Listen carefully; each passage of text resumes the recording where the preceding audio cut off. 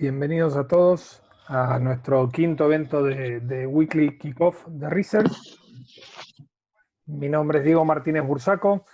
Vamos a estar haciendo este inicio de semana, un poco raro porque, bueno, efectivamente la semana inició ayer en los mercados, pero bueno, tuvieron bastante firmes los mercados a la luz de las nuevas noticias que hubo respecto a las vacunas, esta vez de Oxford AstraZeneca, mostrando su eficacia y algunas novedades políticas que vamos a estar revisando ahora. La dinámica de este encuentro, para los que se conectan por primera vez, va a ser una presentación de no más de 25 minutos, 25-30 minutos, y después podemos intercambiar preguntas y respuestas. No hay ningún tipo de condicionamiento ahí, puede ser sobre mismo la presentación o eventualmente sobre cualquier otra duda de mercado que tengan. Así que espero que les sirva y obviamente que en la medida que avancemos con la presentación, cualquier duda que también pueda ir surgiendo en el medio las pueden canalizar mediante micrófono o mediante el chat, que encantado voy a responderlas. Así que arranquemos. El temario que preparé para la reunión de hoy, yo le puse acá fin de la novela, la rotación que se está dando en los mercados de Estados Unidos y un warning que hay respecto a eso. Después la verdadera rotación que yo veo más estructural en los mercados, algunas cuestiones de Argentina y las últimas señales que hubo justamente la semana pasada. Y vamos a discutir algunas ideas de inversión o algún seguimiento que podamos hacer respecto a las ideas que fuimos brindando en el resto de los informes que fuimos mandando durante estas semanas. Les dije que la presentación iba a iniciar con novedades políticas importantes, y esta tiene que ver que ayer por la noche una agencia, la Agencia de Servicios Generales de Estados Unidos, es un ente oficial cuya cabeza es Emily Murphy, es una funcionaria nombrada por Donald Trump. Bueno, señaló que estaba lista para iniciar la transición con el presidente electo Joe Biden, y esto políticamente una declaración de que, bueno, Donald Trump evidentemente se bajó de tratar de dar vuelta al curso de los resultados electorales mediante la justicia, después de que varias de sus causas no tuvieron lugar en los distintos estados. Y por lo tanto esto lo que hace es despejar ciertamente, al menos si es que había alguna duda al respecto, la cuestión política, digamos, ¿no? Quizás ahora el mercado estaba más preocupado por el tiempo que se estaba perdiendo en la transición que institucionalmente se da en los Estados Unidos y se lleva de una manera fluida y aceitada, y evidentemente eso estaba preocupando más que eventualmente saber si Joe Biden iba a ser quien gobierna en la Casa Blanca en los próximos 4 años. Así que, despejado esto, importante una segunda cuestión, y esta segunda cuestión tiene que ver con que ayer Joe Biden o nominó a Janet Yellen como la secretaria del Tesoro. La secretaria del Tesoro de Estados Unidos vendría a ser como el equivalente al Ministerio de Hacienda, digamos, acá en la Argentina. Y evidentemente, bueno, es una buena candidata, teniendo en cuenta todos los nombres que se habían, digamos, filtrado, que podían ocupar ese lugar, digamos, ¿no? Janet Yellen demostró muy buenas credenciales cuando estuvo al mando de la Reserva Federal, justamente antes de Jerome Powell y después, digamos, del periodo Bernanke. Y bueno, evidentemente es una lectura positiva para los mercados en dos aspectos. En primer lugar, porque Janet Yellen, desde su lugar en la Reserva Federal, nunca había impulsado regulaciones invasivas para el sector financiero, sobre todo, ¿no? Que era donde operaba la Reserva Federal, y esto, digamos, se puede hacer un paralelismo quizás de las medidas que estén por venir hacia adelante cuando ella sea secretaria del Tesoro, digamos, ¿no? Entonces, de ahí un poco se matizan estos miedos que a priori en la agenda estaban como que los demócratas podían llevar a cabo reformas mucho más estructurales en términos de justamente, bueno, nuevas regulaciones, etcétera. Entonces, eso es una muy buena noticia. Obviamente después esto se tiene que validar en la práctica, son todas especulaciones, pero sin duda es una buena noticia. Por el otro lado, también es una buena noticia que Janet Yellen va a buscar la unidad entre el Tesoro y la Reserva Federal. Recuerden que esta relación estuvo bastante tirante durante la presidencia de Donald Trump, precisamente porque Steve Mnuchin, que es el actual secretario del Tesoro de la era Trump, se había plegado varias veces a los ataques que había hecho mismo Donald Trump respecto a la política monetaria que estaba llevando a la Reserva Federal. Si ustedes recuerdan, por mucho tiempo, allá cuando la Reserva Federal comenzó a tratar de acomodar su política monetaria, esto es a partir de el año 2015, finales de 2015, principio del 2016, rápidamente Donald Trump salió a castigar eso, ¿sí? Salió a decir que la economía necesitaba justamente, bueno, tasas de interés muy bajas para seguir apalancándose y evidentemente, bueno, esto lo que había traído a escena era, bueno, básicamente mucho ruido entre la autonomía que tenía la Reserva Federal para manejar su política monetaria. Así que en ese sentido, esta nueva unidad podría ser muy, muy, muy beneficiosa. Y por último, y en tercer lugar, sabemos que Janet Yellen, de acuerdo a su forma de pensar, de acuerdo a cómo manejó la Reserva Federal, sabemos que es una funcionaria que va a impulsar un acuerdo y un paquete fiscal mucho más agresivo de que hubiera impulsado alguien más conservador. Y esto es positivo en la medida de que hay muchos sectores de la economía de Estados Unidos que van a necesitar de este soporte fiscal agresivo una vez que entremos a una etapa de nueva normalidad. Es decir, no solamente va a alcanzar la vacuna para recuperar el nivel de actividad previo, sino que hay muchos sectores que quedaron muy vulnerables en términos de acceso al financiamiento, en términos de sus perspectivas, en términos de sus finanzas del negocio, y por lo tanto un paquete de ayuda fiscal amplio, ¿sí? Que podría estar mucho más focalizado en los pequeños y medianos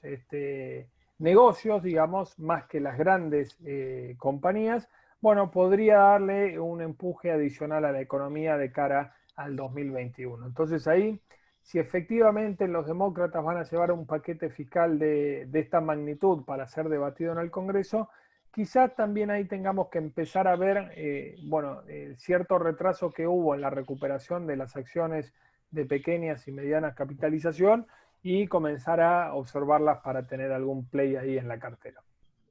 Como les dije, la semana pasada y el inicio de esta semana siguió siendo una semana en donde la famosa rotación siguió en juego, quizás un poquito más matizada con... donde yo trabajo, no importa, por lo perdón, menos un poquito, hay por lo alguien menos que tiene el micrófono abierto. por lo menos que Ahí está. Un poquito más matizada, iba a decir, con los casos crecientes de coronavirus que hubo en Estados Unidos. Hubo días de más de 100.000 casos y diarios, ¿no? Y bueno, y eso en algún momento de la semana pasada traccionó a favor de las tecnológicas por sobre las empresas que tienen que ver con la recuperación post vacuna. Pero si ustedes observan este ratio, que es el ratio del ETF de acciones de valor, de Vanguard, y lo hacemos un ratio con las acciones crecimiento-valor, vemos que hay una tendencia a la corrección de ese ratio y por lo tanto lo que vamos a ver en las próximas semanas es una outperformance respecto de las compañías de valor en relación a las de crecimiento. Pero yo les decía que en esta rotación hay ciertamente alertas. Y la alerta más importante que yo estoy viendo ahora es el nivel de las valuaciones, ¿no? El nivel de las valuaciones a nivel mercado en general, pero también a nivel particular. obviamente que el próximo año uno está esperando una recuperación de casi 4,5 puntos de la economía norteamericana y eso debería traccionar las ganancias corporativas. Y entonces este ratio que estamos viendo acá, que es el ratio en celeste del S&P 500, el price earning, que hoy está en casi 28 veces, bueno, fíjense que el forward price earning, que el que contempla las ganancias de los próximos 12 meses, se acomoda en 21.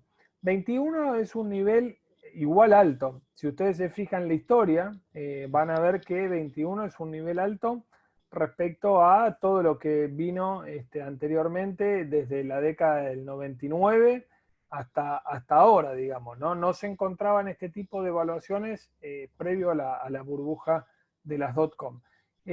No quiero decir que estamos en un mercado burbuja, sí quiero decir que estamos en un mercado donde vamos a tener que ser muchísimo más selectivos. Es decir, el índice, la estrategia de comprar un índice quizás no sea lo más adecuado en este momento, un índice de Estados Unidos, básicamente por esto, porque la evaluación del índice a nivel general puede estar muy alta. Entonces, si uno compra un ETF que replica, por ejemplo, el S&P 500, bueno, puede ser que de punta a punta en un año pueda ganar 3 o 4%. ¿Por qué? Porque las que están muy sobrevaloradas quizás bajan, que son las tecnológicas, y empiezan a remontar las otras, pero el efecto en el índice quizás es casi neutro. Entonces vamos a tener que hacer mucho stock picking o lo que estuvimos haciendo en muchos de nuestros reportes, sectores, ¿sí? Ustedes recuerden que hace 2 semanas, por ejemplo, en el Trading Topic que mandamos, sugerimos posicionarse en el ETF XLE de energía, de petróleo, que a pesar de que era una jugada, si se quiere, un poco contraintuitiva respecto a lo que piensan los demócratas sobre las energías limpias y las energías que vienen de recursos fósiles, bueno, evidentemente ha tenido una muy buena performance y esto se debe básicamente a que el petróleo también se ubicó en el máximo en 3 meses, producto obviamente de este estímulo que dan las vacunas con la expectativa de un mayor crecimiento para el año próximo, no solamente ya a nivel de Estados Unidos, sino a nivel global. Pero esta es una señal de alarma que debemos seguir de cerca porque las valuaciones, aún con todo el optimismo que rige, parecen elevadas, ¿sí? Yo digo, la verdadera rotación que se estuvo dando desde el 3 de noviembre a la fecha ha sido fuertemente la rotación estructural hacia los emergentes, digamos, ¿no? Si ustedes pueden ver acá lo que es la línea azul es el ETF de los mercados emergentes, el EEM, que es el más representativo del sector, y la línea blanca es el dólar contra el índice DXY contra la canasta de monedas más importantes del mundo. Y lo que se ve es claramente una divergencia en la tendencia de ambos justamente a partir del 3 de noviembre. Fíjense aquí, cómo está creciendo fuertemente de manera empinada el Emerging Markets y obviamente al compás de estos planes de nuevos paquetes fiscales, el dólar comienza a debilitarse. Yo creo que a nivel del mundo desarrollado lo que vamos a ver es una guerra de monedas en virtud de que Estados Unidos, Europa, Japón, pero sobre todo los dos primeros, van a bregar por paquetes de ayuda muy masivas de estímulo fiscal y eso va a poner cierta presión sobre las monedas. Entonces ahí hay que ver las paridades, cómo se van reacomodando respecto a, lo que fue la realidad del mundo previamente a la pandemia. Por lo tanto, entonces, como vimos la semana pasada, el dólar débil continúa y el dólar débil es una buena noticia para los emergentes. Y fíjense acá, también tomando variables parecidas, donde vemos que la línea azul es el DXY, el índice dólar, y la línea blanca es la tendencia del Commodity Index que prepara Bloomberg, ¿sí? Y fíjense que desde principios del 2014 hubo una divergencia absoluta de esto, y esto tiene que ver también con el gran golpe que tuvieron los mercados emergentes, ¿sí? cuando uno toma la inversión punta a punta de los últimos 10 años de los mercados emergentes, realmente ha sido muy, muy magra, y más si lo comparamos con la gran suba que tuvo el S&P 500. Y en gran parte, esa diferencia de rentabilidad, de retorno, se explica por esto, digamos, ¿no?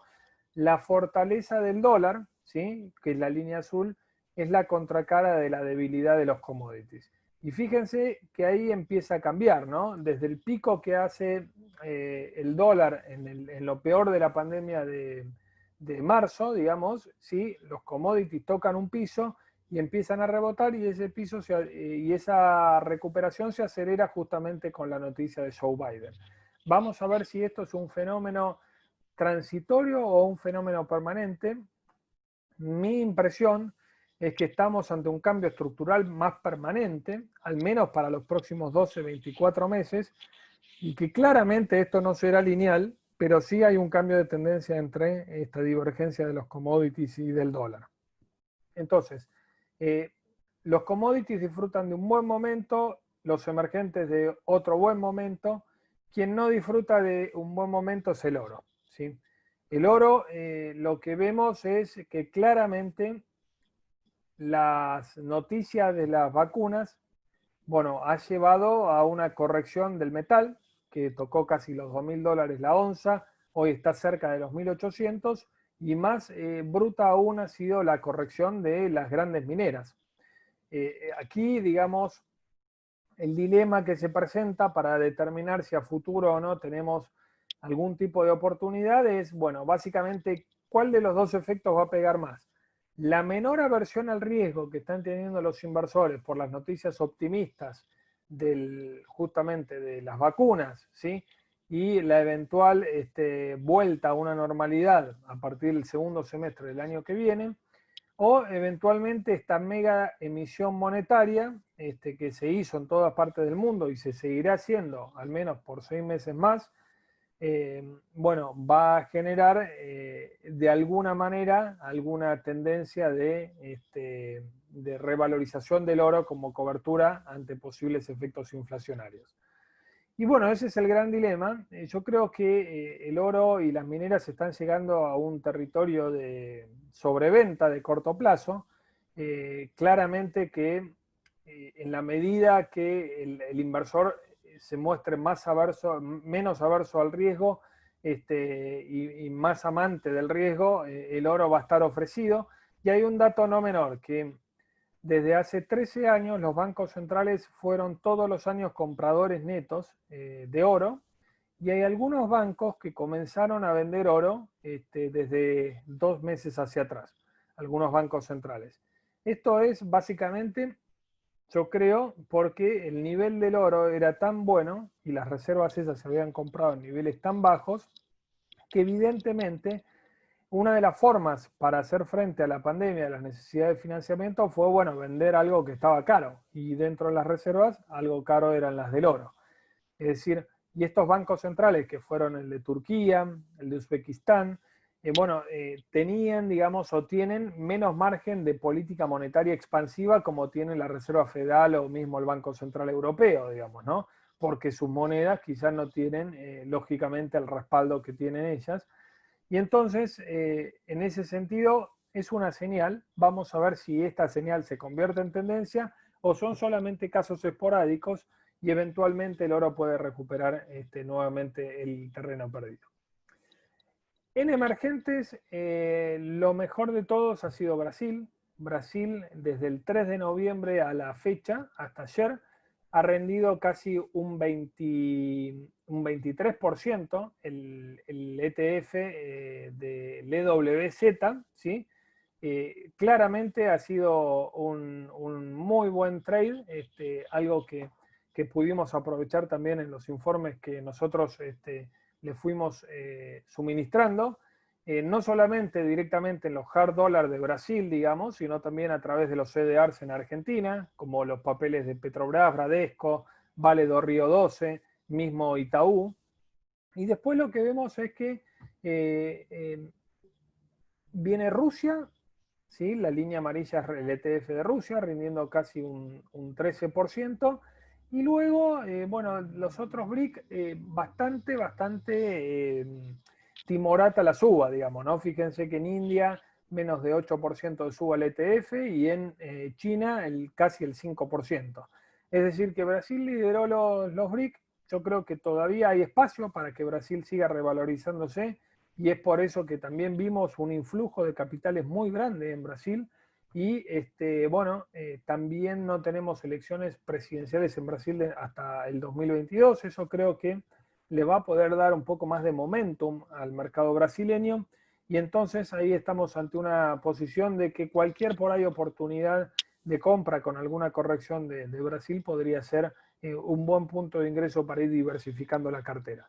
Históricamente, el año posterior a las elecciones norteamericanas es mucho mejor para los mercados emergentes que para Estados Unidos. Para Estados Unidos es bueno el año en términos de mercado, entre 8,5 y 9% la tasa de retorno anual de los mercados de Wall Street el año posterior a las elecciones presidenciales, pero en el caso de los emergentes se verifica que la estadística muestra que hasta 30% de retorno total anual están teniendo el año posterior. Y si se sigue visualizando este sendero de recuperación de la economía global, más emisión monetaria por parte de las potencias económicas, un sostenimiento de precios de los commodities, bueno, evidentemente es una situación que si a esto le sumamos tasas de interés muy bajas en el mundo, bueno, bastante optimista para lo que son los mercados emergentes, considerando que también tienen buenos puntos de entrada.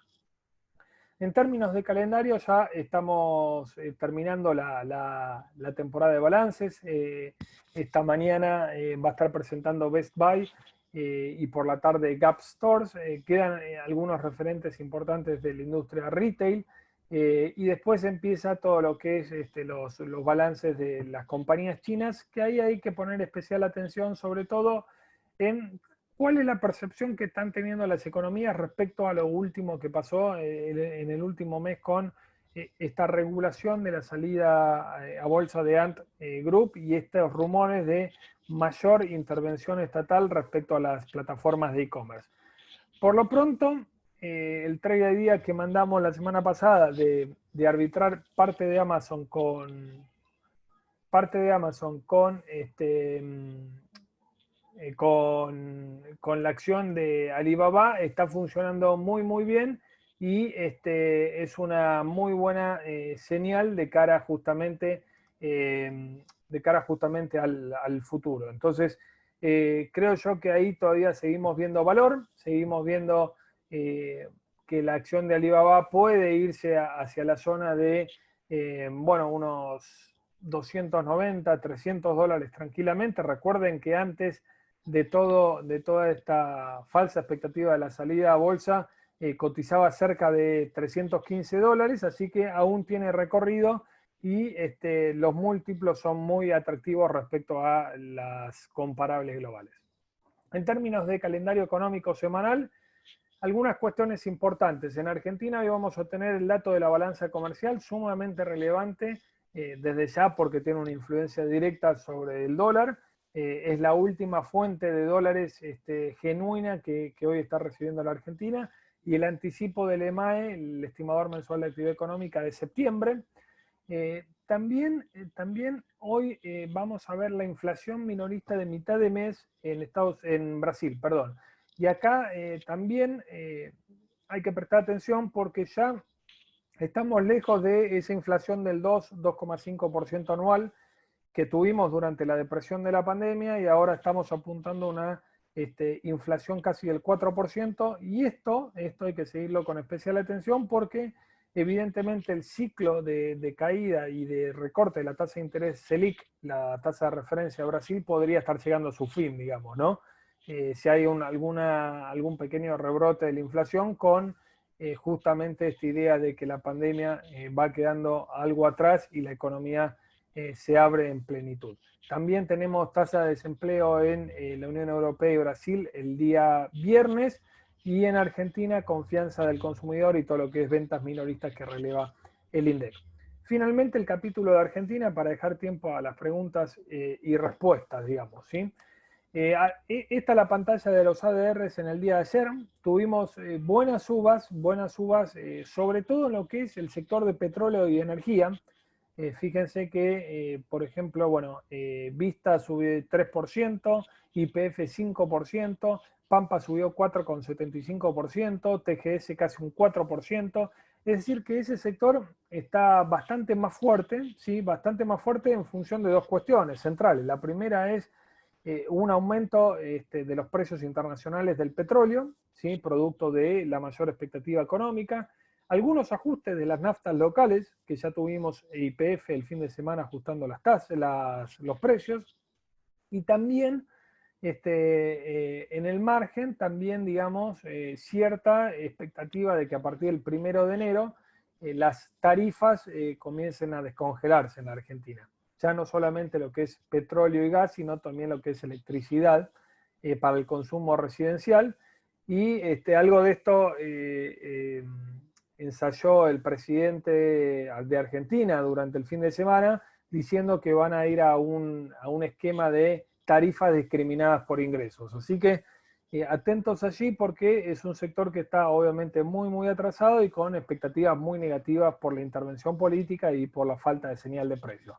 Siguen algo pesados los bancos, ¿sí? Fíjense el rendimiento mixto que tuvieron, Francés 0,60 abajo, Banco Macro subió 1,40, no se vio impactado por el fallecimiento de uno de sus fundadores, Jorge Brito, el viernes, y Galicia subiendo 2,30, así que todo este verde que estamos viendo aquí debería verse reflejado al menos en la apertura del día de hoy, para ir acomodando las paridades.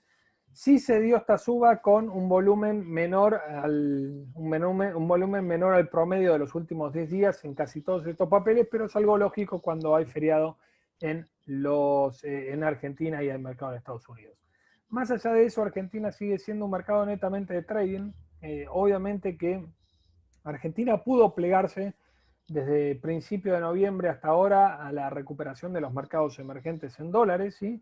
Fíjense que casi de un nivel de 290 dólares el índice Merval llegó a un máximo de 360, esto es casi un 20%. Hoy está navegando en 336 dólares.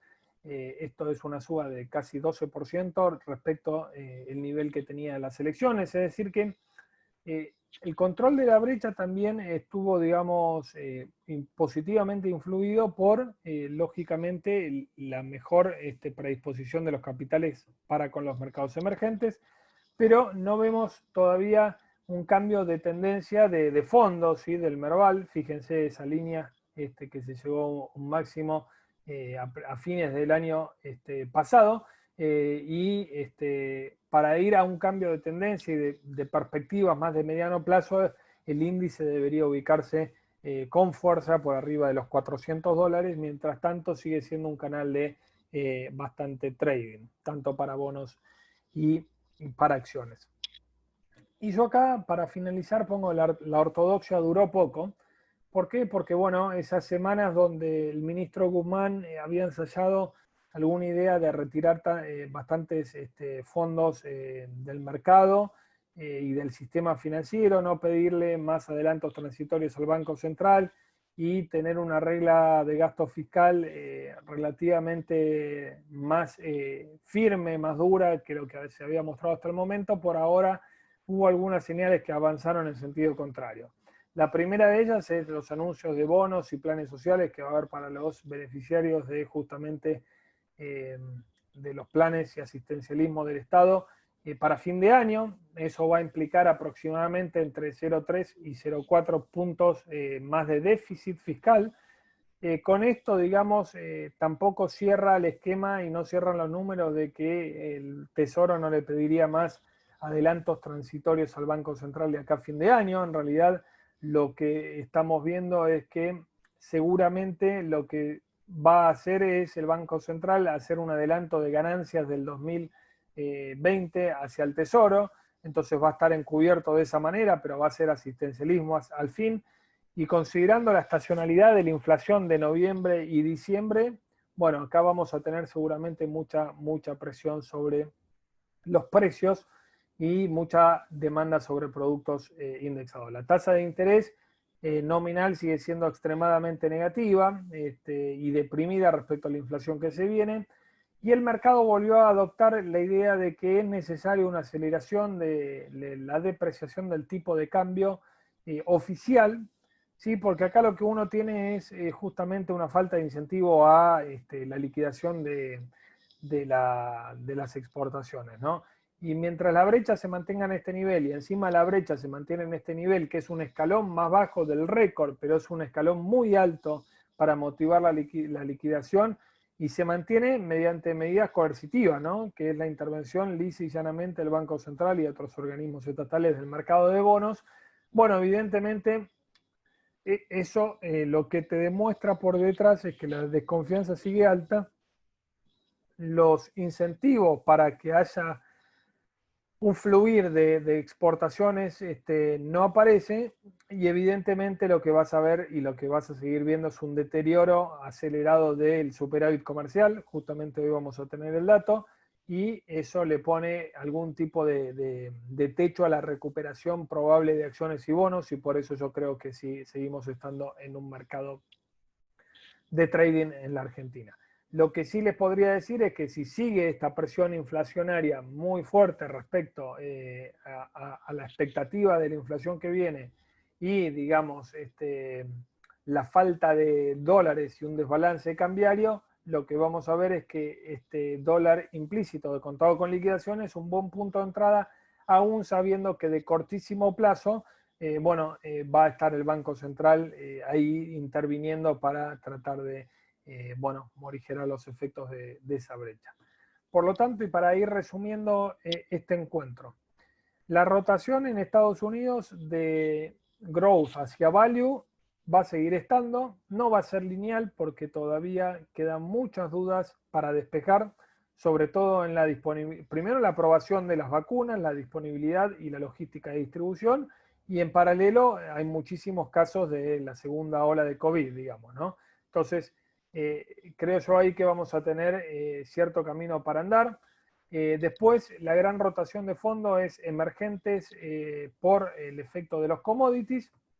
Y lo que respecta a la región, seguimos favoreciendo a Brasil ante alguna posible corrección que permita un punto de entrada, y eventualmente Argentina seguirá a la orden del día de su propio conflicto, de su propia dinámica, y eventualmente el catalizador más importante va a ser un acuerdo con el fondo, pero por lo visto recién tendremos novedades fuertes a partir de enero o febrero.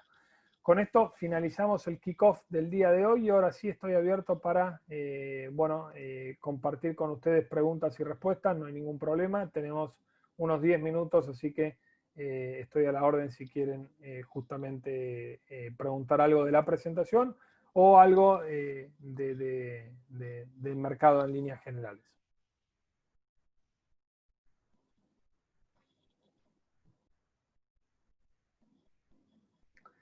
Acá Guido pregunta, por tema Biden, ¿cómo gestionar el viento de cola por un buen paquete fiscal junto a las altas chances de un aumento de impuestos? A ver, Guido, creo yo que acá es clave, es absolutamente clave el tema de cómo quedan las mayorías en el Senado.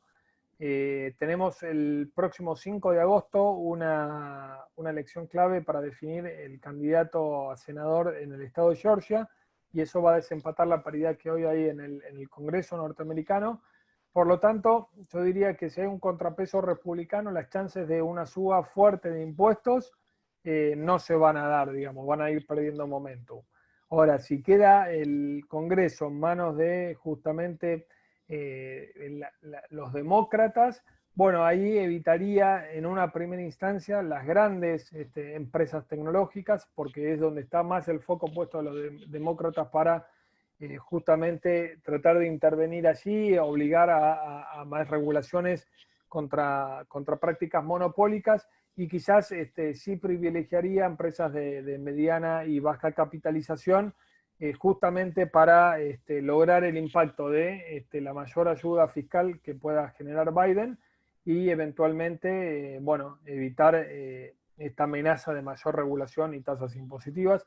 Esto es algo dinámico, lo iremos viendo en las próximas semanas y lo iré comentando en los próximos eventos.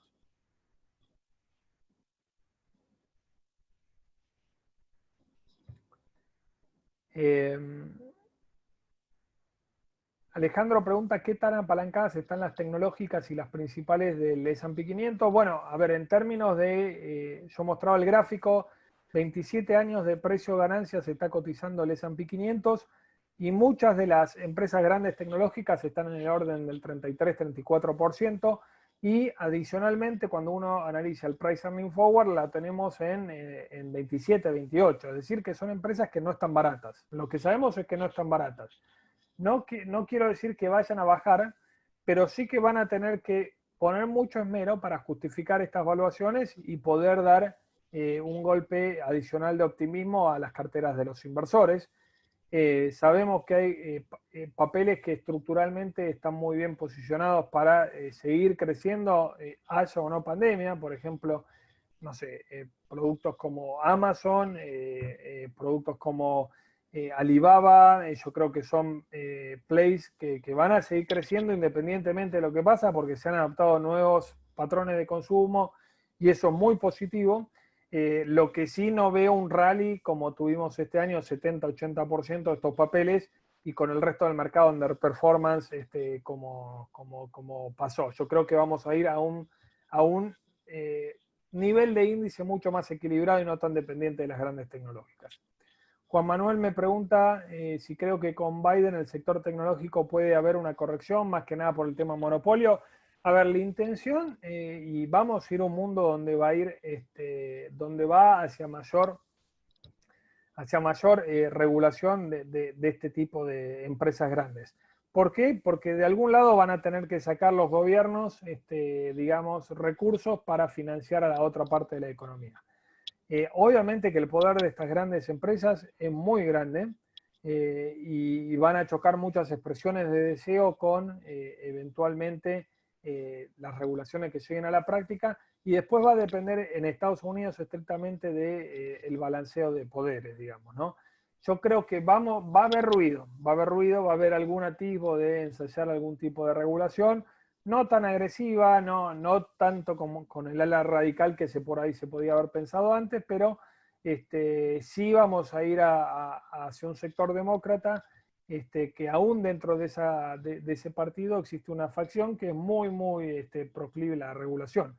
En ese sentido, creo yo que algo estamos viendo de eso más allá de la rotación de la cartera lógica por el tema de la vacuna.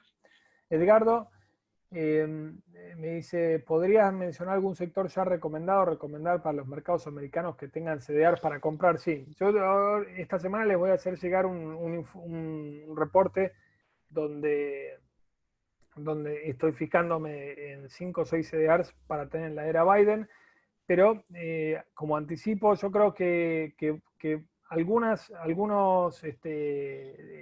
jugadores del sector financiero puede ser alguna alternativa, aun cuando los demócratas tengan estos pluritos, digamos, contra libre mercado o justamente el sector financiero. Los bancos están cotizando en Estados Unidos muy baratos en términos de precio-valor libro. Ahí tenemos CDR de JP Morgan, de Bank of America, que son los dos que más me gustan. Un CDR que hay que prestarle mucha atención, que tiene que ver con la reindustrialización y la vuelta de la industria aeronáutica, es General Electric. Está haciendo una limpieza bastante buena de su balance, desinvirtiendo fuerte en justamente algunos sectores que no eran rentables y tratando de ser una empresa mucho más prolija al respecto.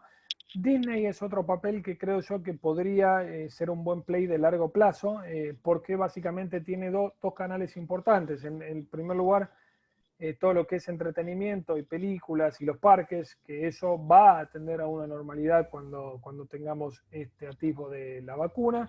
Y por el otro lado tenemos lo que es Disney Plus, que es un sector estratégico que va a ser fundamental para canalizar mucho ese contenido de Disney y captar y entrar de lleno en el streaming. Entonces yo creo que ahí tenemos también algunas alternativas. Y después, ¿por qué no? El sector de salud, hay que ver la idea de los demócratas, ustedes saben que es ampliar el Obamacare, y ampliar el Obamacare implica más servicios para el sector de salud. Ahí no hay tantos representantes en términos de CDRs, pero bueno, seguramente si tenemos algo en ese sentido, papeles como Pfizer podrían andar independientemente de la vacuna. Glaxo es otro papel que, si bien no es americano, podría beneficiarse de esta nueva tendencia de mayor inversión en infraestructura y en todo lo que es medicamentos a nivel global. Y después no hay tantos representantes industriales o de turismo, digamos, ¿no? Para seguir en el mercado local en CDRs, pero creo que papeles como Caterpillar, que tienen obviamente una liquidez mucho más limitada que los otros que estuvimos hablando, es un instrumento interesante, una acción interesante para capitalizar todos estos planes fiscales y de inversión en infraestructura que seguramente vamos a ver especialmente en Estados Unidos, pero también en otras partes del mundo. Y Andrés me pregunta cómo se comporta el gas respecto al petróleo, porque vi una recuperación importante. Sí, a ver, no hay una correlación directa, Andrés.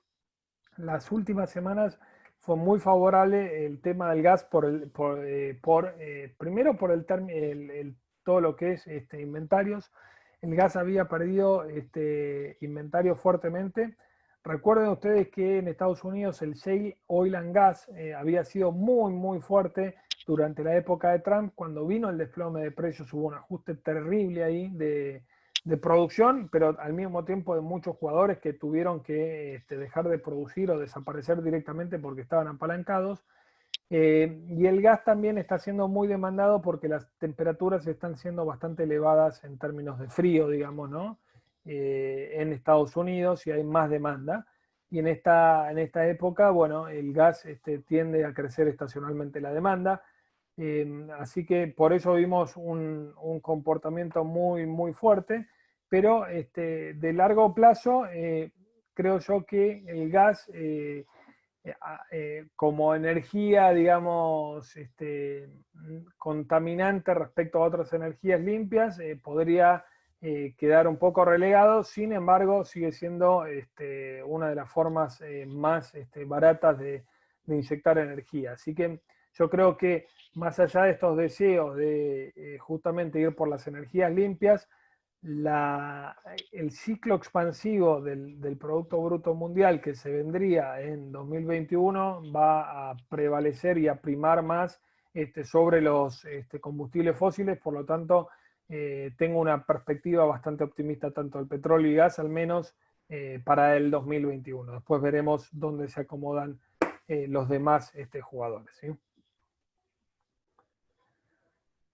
Tenemos un par de minutitos más. No sé si tienen alguna pregunta adicional que quieren hacer. Bueno, esta presentación la estoy grabando. Se las voy a estar poniendo a disposición seguramente hoy por la tarde. Recuerden que tienen los canales abiertos de Research para consultar cualquier cuestión que los podamos ayudar en torno a estrategias de las carteras de sus clientes, y eventualmente les seguiremos mandando información durante toda la semana en función de las visiones y estrategias de corto y mediano plazo para los mercados. Muchas gracias por estar presentes en el día de hoy. Que tengan una buena semana.